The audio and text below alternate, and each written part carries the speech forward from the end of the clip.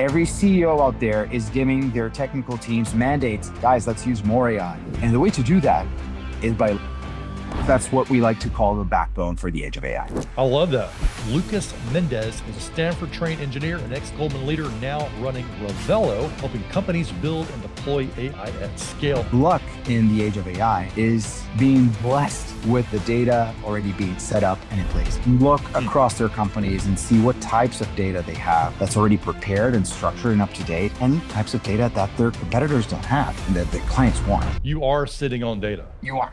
You are building a global army of AI engineers feeding quality LLM information to basically fuel AI globally. Investors talk a lot about NVIDIA because they are the CapEx of AI. The OpEx of AI is tech talent.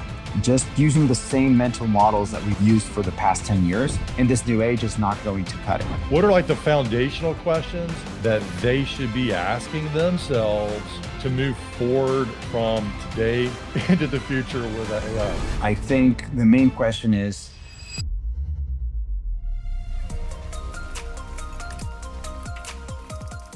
it's the backbone, and it works in two different ways, man. I think there's the hyperscalers and AI labs who are building those models, and they need that talent. So it's the backbone for that on the one side, but also every company and their neighbor want to implement AI. Every CEO out there is giving their technical teams mandates. Guys, let's use more AI.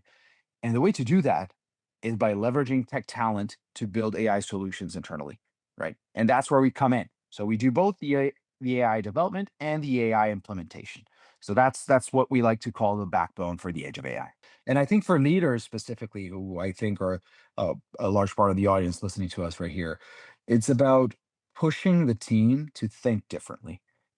Just using the same mental models that we've used for the past 10 years in this new age is not going to cut it. People are going to be much more powerful agents in solving their own problems. So you need to screen for that. You need to build teams who actually can leverage these technologies, and you need to push them in the direction of using them and unlocking more value. So I think that the role of a leader is going to change dramatically as well during that cycle. Let's talk about one of your favorite topics, which we know is luck. I want to talk about luck in your career, but I also want to talk about luck in AI. What is the role that luck plays in AI, and how can leaders benefit from that? All right, that's a good one.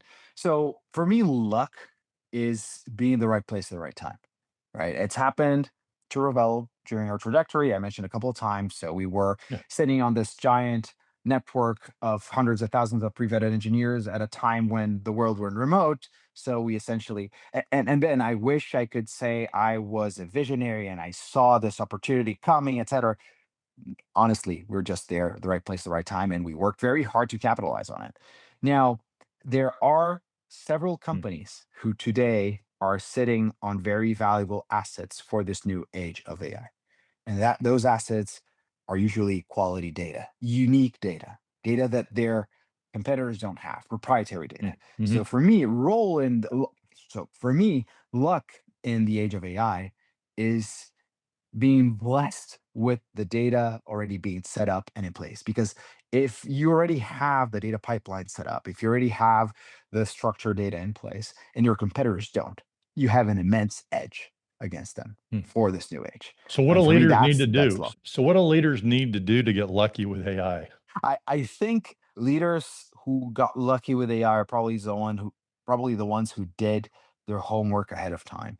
I think that what they need to do now is look at their assets, look Mm. across their companies and see what types of data they have that's already prepared and structured and up to date, and types of data that their clients or their competitors don't have and that the clients want. Right. So Ooh, that's for me is the key issue. I love that. So it's like bringing awareness to what you have inside your organization. If you've got 100 people, if you've got 5 people, if you got 100,000 people, you are sitting on data. The question is, do you know where it is? Do you know what it is? And then are you actually getting curious about how it can be utilized and implemented? And I love that. It's like creating your own luck. That's it. And Complete. can you link that data to client needs that you can serve better? right? Can you find ways, can you create use cases for that data that will wow your customer? For Mm. me, that's luck. So you started by placing people in jobs years ago, and now you're actually helping machines do those jobs. Tell us about that. All right, that's 12 years in 5 minutes we have now. Okay, so yeah, great. After I sold my first startup to a private equity fund, I went to business school at Stanford, and I started looking at several different areas of business that I was, definitely willing to explore, and things that I wanted to start new businesses in.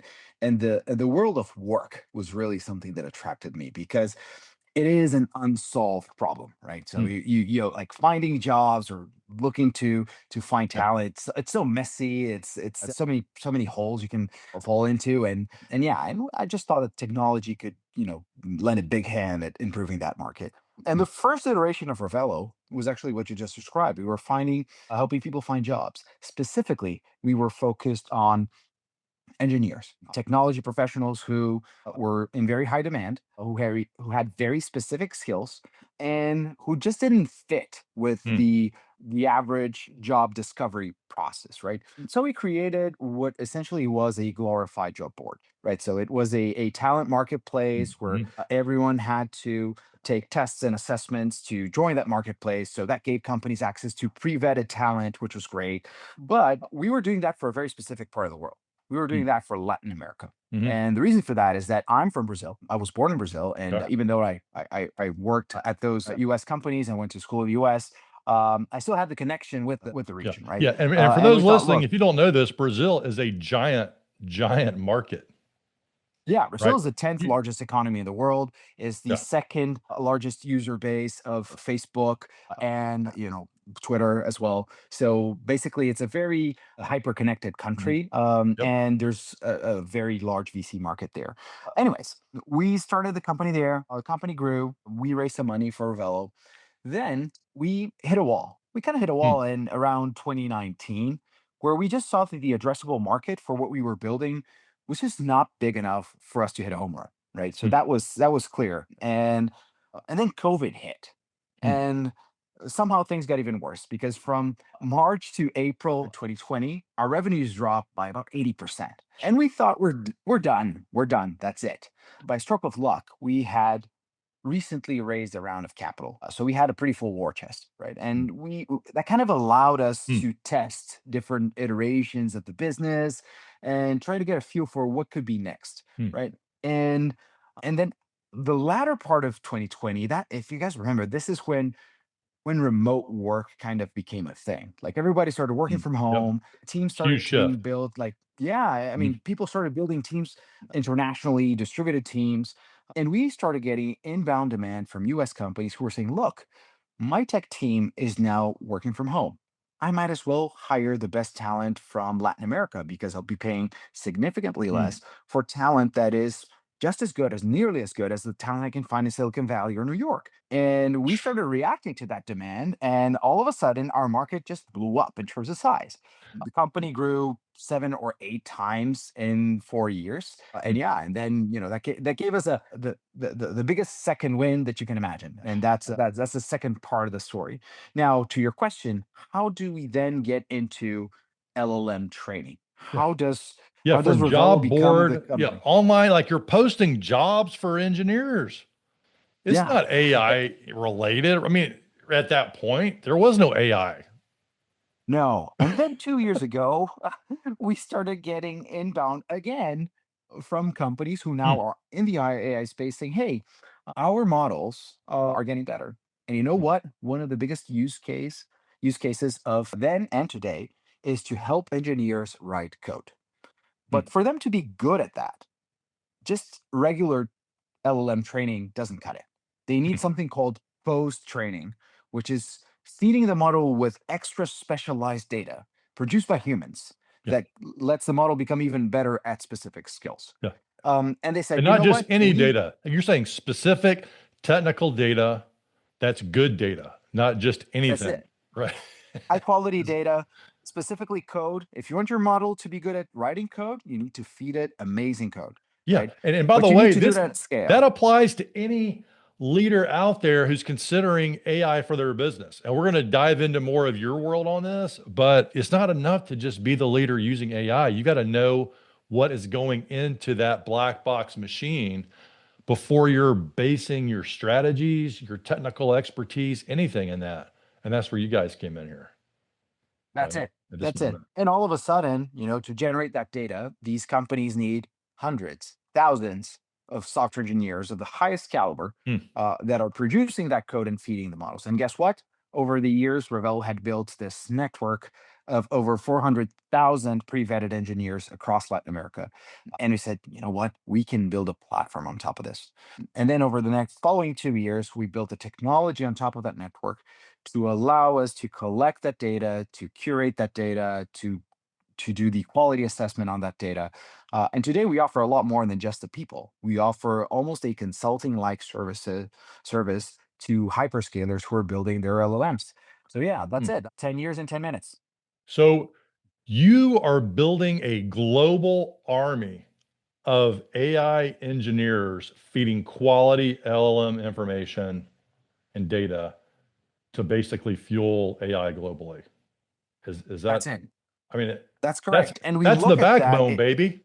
That's the backbone. Yeah. So they work the people that you were trying to get jobs with other companies, now they work for you and you're able to help them funnel into these larger organizations in a very specific way to provide this great data that they need to fuel their internal operations with AI. So, in other words, if you're a big company leader, you don't need to be thinking about Chat GPT. You got to be thinking about how you're going to use quality LLM and AI solutions for your company.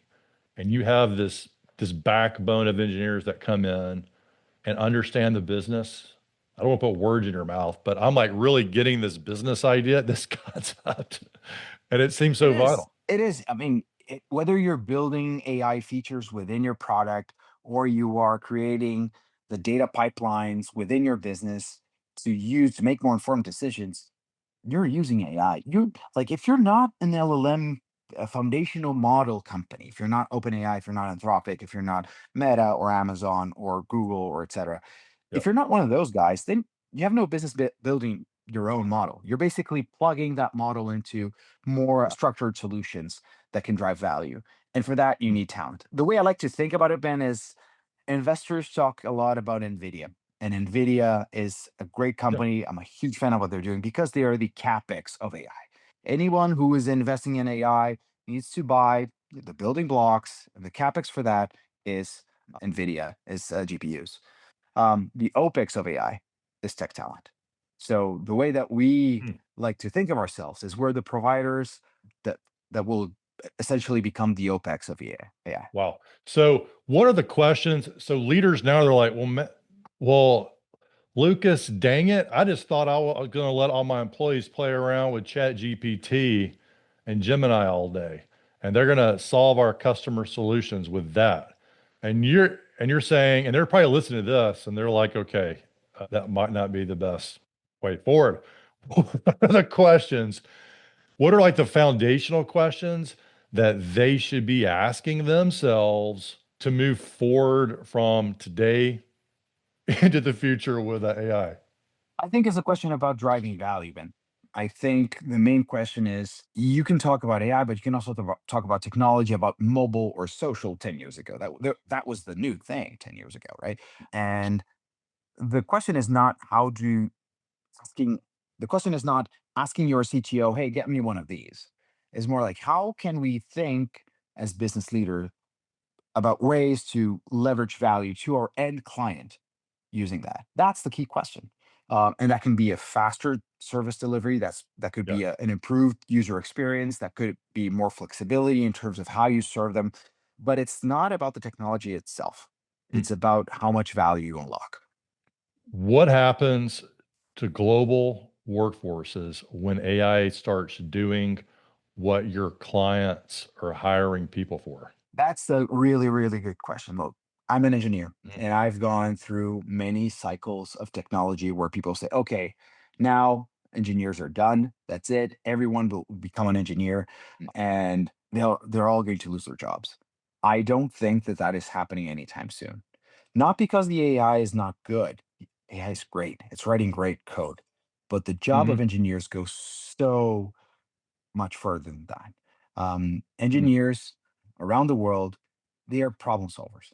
Basically, they need the Hmm. technology to develop solutions that solve problems. If that technology is punch cards, as it was in the 70s and 80s, that sucks. If the technology is then mobile apps and web apps, as it was in the 90s and early 2000s, that's better. If the technology is AI enabled tools, that's even better. So, my Hmm. point of view Okay. is that engineers, as problem solvers, are going to be in so much higher demand over the next 10 to 20 years than they were in the past 20 years. And it's a good thing then that everyone will become an engineer because everyone will be able to write those Hmm. solutions and solve problems. So what I hear in that is, hey, everybody, the bad news is your job today, as it exists today as an engineer, will be replaced by AI. But the opportunity is what you can do with it tomorrow, the next day is to stay ahead of it. So because your job today will go away, probably all of our jobs to some degree, but it's how we ride that wave into the future. How do we keep our edge? How do we keep developing? So we sort of stay ahead and stay of AI and harness it as a tool, you know, and not step. That's it. That's it. Okay. So I don't want to give the whole playbook away here because I think we just wrote a whole book about luck and AI. But so, okay, imagine a leader, they're discovering this pockets of information they have, and some might be on a Tandy 1000 or a Commodore 60, hopefully not a Commodore 64. But they're finding, they're finding floppy disk. They're finding this. What do they need to be telling their or asking their leaders inside the organization after they find it? Like you said, linking it back to customers, to value. Maybe you riff on that, or maybe like if you have Yeah. some examples of where this has happened, Yeah. that'd be helpful. I will give an example that happened to us. I'll give the example of Revelo. When COVID hit in 2020, the data that we were sitting on that was proprietary was the skill sets of the people who were part of our network. So for Okay. somebody to participate in Revelo's network, they had to take assessments and they had to share with us a lot of data about their preferred programming languages, their preferred frameworks, how much experience they had with that, their GitHub Mhm. profiles, and really things that they wouldn't put on LinkedIn or they would Non recruiters would LinkedIn get to that. information. Yes. No, I mean the recruiters would get to that kind of information maybe at the third or fourth round of interviews. And we had all that for hundreds of thousands of people. And you're Ooh, like, okay. oh, Okay. our clients want that.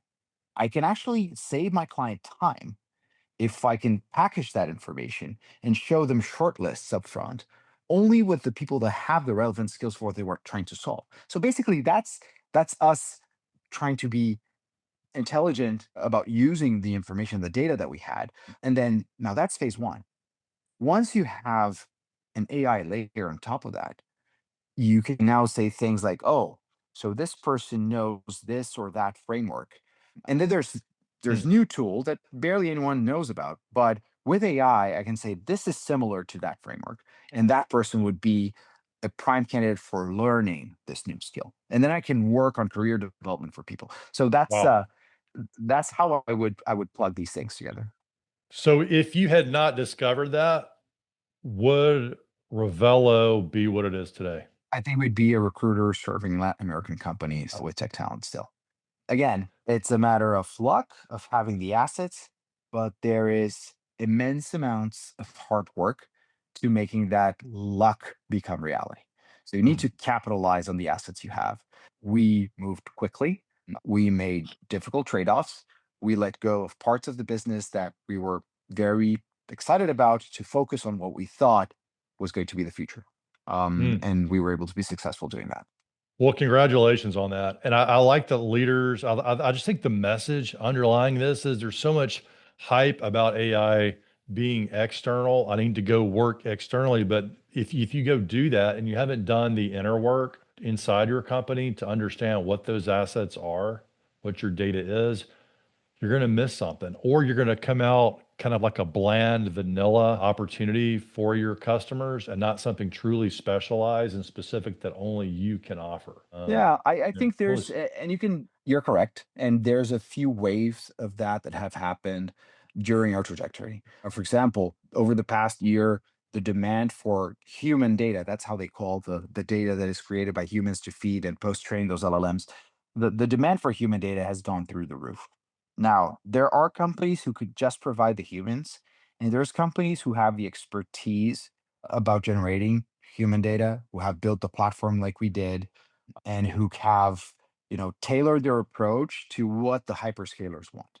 And I think that it would have been easy for us just to coast on the fact, hey, we have the huge network of talent. I think that would be a path to mediocrity. I Mm. think that if we hadn't tried to push one level deeper and try to understand how can we serve these clients even better, I think we'd be in a bad place. You've so I alluded to some of this in the beginning, but you've done what most people dream of. You've been to elite schools, Stanford, top firms like Goldman and Bain, and you've got a long list of startup wins. But what part of that actually mattered when things got really hard? That's a great question. Part of me wants to say, well, the brand names don't help a lot because when the hard parts Mm, of the business, the hard parts of running your own company, they're not very glamorous. And you can't cling on to brand names when that happens. mm, However, going through those experiences, I think teaches you humility because you get in touch with people that are so much smarter than you and that mm, are so much more talented than you, and you realize that you just need to keep working hard to get where you want to get. So that humility that going through those places teaches you, that grounds you when you're like mm. having a terrible week at an early stage startup and running out of money and your client you have client issues or something like that. You remember, look, I felt as if I was in out of my depth. I was out of my depth when I was going through some of these places. The feeling's familiar, right? So that familiarity, the family of the feeling of not having being the feeling of not going through this for the first time, I think is actually very helpful. So yeah, I think there's a long answer to a short question, but that's it. I mean, it teaches you resilience and humility. I like that. And it one of the words that comes to mind too is courage because it's not easy, there's there's that adage of, well, if you're the smartest person in the room, you're in the wrong room and all this other stuff. But it's hard to be in a room where you are not the smartest. I'm not saying you weren't the smartest at Stanford. You might have been. Oh, so many rooms. Yeah. Okay, so you're and to keep putting yourself in that room where you are humbled and to show up, and then also to me is to have the courage to engage with people, even if you don't, it's easy to engage with people when you have the answer. It's a lot more humbling and harder when you don't. So it sounds like you've been able to do that time and time again, show up, engage. But the flip side, you mentioned, challenging times in your career, running out of money, having a lot of uncertainty, making huge bets for the company. What, on a personal level, what do you do in those moments? Like what tools, process, people, tactics? Do you just like Yeah, happy hour? What is it? How do you deal with it? yeah. It just felt like you were describing the last 10 years of my career because it feels like I'm putting myself in that position of, not really having a clue about things and, not at all Well, that's that close tech to AI being the space smartest too. person. Yeah, that's the space you're in. You're not in this space where everybody has all the answers. If you want Exactly. that, And you it's should go just a different field, do that's something it. different. And I think personally, what grounds me there is to one, work is not the only pillar of my life. I think that Mm, having a strong pillars in your life, family, friends, spirituality, sports, health, I think that's mm, grounding and it helps you keep afloat and stable. And two, I like the mindset of staying a student. I think that mm, staying a student, staying being somebody who can continuously learn mm, is something that again grounds me during those mm, times. Because if you look at a situation where you're in out of your depth, but you reframe it as, okay, this is how I learned to swim. mhm, this is a great way to get through this. I think it's personally how I go through these things. Yeah, having diversification outside of work. Don't make work just your life. Although in your business, it's probably hard not to do that. You It's don't get very it. consuming. What are some of your go-tos outside of work that are helpful? I think my family is the most important one. I spend a lot of time with my son. I have a 4-year-old son, and I spend as much time with him as I can because I know that's going to go away soon. I mean, 10 years from now, he's not going to want to spend any time with me. I swim a lot, and I Okay, like swimming. being in the water, and just like it's my way of meditating. When you're in the water for 2-3 hours, you Pools or don't talk to anyone. are you in the Both, pool? both. Yeah, Okay. open water as much as possible, and Cool. then pools. Yeah, Do you but that's listen to do you listen to podcasts or music while you swim, or you just just the bubbles. Yeah, just it's the bubbles and getting that rhythm? yeah, A good yeah, friend and of my thoughts mine, as well. I've tried to do long distance swimming, but it's just my mind starts playing games on me. And I've tried to listen to things and all that. And I have a friend who just goes, swims in pools over and over and over, and occasionally does open water. But he's like, yeah, think about my kids. I have this numbering system that I do every time. You're good. And, for him, it's like a mental sort of gymnastics he does, but it's a I think the first awesome. 10 or 15 minutes are the most challenging. After that, you just get in the zone, and Okay. then you're in your mind solving problems and rethinking things, and you have ideas. You throw those ideas away. You rehash those ideas. So Yeah. I think it's really important kind of Uh, part of my routine. Lucas, this has been a fun one. And I just don't think the world's thinking about luck and AI and creating your own luck with AI nearly enough. But with that in mind, I'm going to let you have the last word here. Maybe something you didn't get to talk about that you'd like to mention, or you can recap an idea or, tell a story Oh, any way you want to go with I it. like look, thanks. I like that we are living at a time when no one's certain about the future. I think that more than any other time in history, there's only one certainty, and that's Yes. things are going to change. I think what we're doing at Revelo is trying to position ourselves as enablers of that change. So Hmm. instead of trying to get where the future is going to go, when I say that we are building the backbone of a tech talent for the age of AI, or for the OPEX of AI. It's just that we think that those are the trends that are going to drive the future. So if we can connect ourselves to those trends and empower them in some way, I think we're going to be well placed for whatever that future is. I like that way of thinking, and I think that many CEOs could, benefit from that. You don't really know where things are going, and if you have to pinpoint where it is to get right to be successful, then you're probably going to lose. So how do you Hmm. plug yourself into the trends that are going to drive that future? Yeah, it really changes goal setting for companies. It's like, yeah, I want to hit this revenue threshold selling this service or this one thing to these people, and that target may very well change. And so this idea of it's like, hey, put yourself in the position to be flexible enough to actually hit the target that matters a year from now. And we don't exactly know where that's going to be. That's This is exactly it. Yeah. a fun one. Lucas, thanks for coming on, my friend. Have you Thank on you, again. Ben. Thanks for having me.